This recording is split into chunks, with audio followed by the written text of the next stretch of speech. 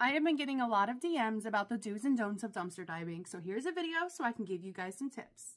First things first is safety, y'all. I don't care what you bring something. Safety keychains are a great option, but really anything that you can use to help protect yourself in the event of an emergency. Once you start dumpster diving enough, you will start running into homeless people, and 9 times out of 10, they are just trying to go about their day and they won't bother you. Just be kind to them. But on that one off chance, just stay protected. Be aware of your surroundings. Watch if there's anyone following you. Just be safe. So besides the big number one, safety, here are my top tips. If there is a lock on the dumpster or there is a sign that says no trespassing, leave it. There are plenty of more dumpsters. It's not worth the trouble. Now, there might be one of those signs that say smile, you're on camera. It's really just a scare tactic. There might actually be cameras, but it's really just meant to scare people away. You're totally fine to go into that dumpster as long as there is not also a no trespassing sign. If a worker does approach you and say that you have to leave, it's easier to just leave. Just take your stuff and leave. Truthfully, as long as there's not a law where you are that you can't dumpster dive, there's nothing that they can do.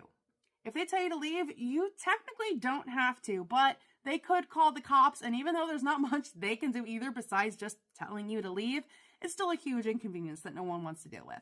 So it's easier to just leave if someone approaches you. The best places to look are usually standalone businesses rather than strip malls. However, if you're in an area like I am, there's not really a lot of standalone businesses, so you work with what you got. The problem with strip malls and stuff like that is a lot of times they don't have enough dumpsters, so their dumpsters get shared and it can make it a lot harder to sift through stuff. There can be lots of digging involved. So that leads me right into my next point of having gloves and a grabber stick. Gloves for obvious reasons, and then a grabber stick. Make sure you get yourself a heavy duty one to help you get those things that you can't reach.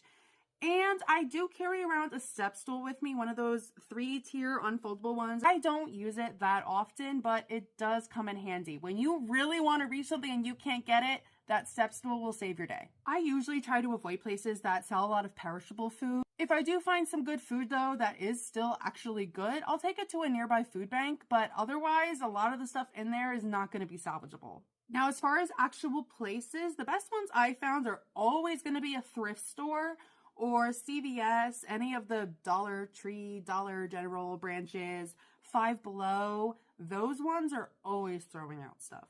And my last tip, but one of the most important, is to have fun with it. The more you do it, the easier it'll get. My first dumpster that I ever went to was behind a strip mall, and there was actually a bunch of dudes hanging out outside. I still looked inside the dumpster, and I still did my thing, and I drove away.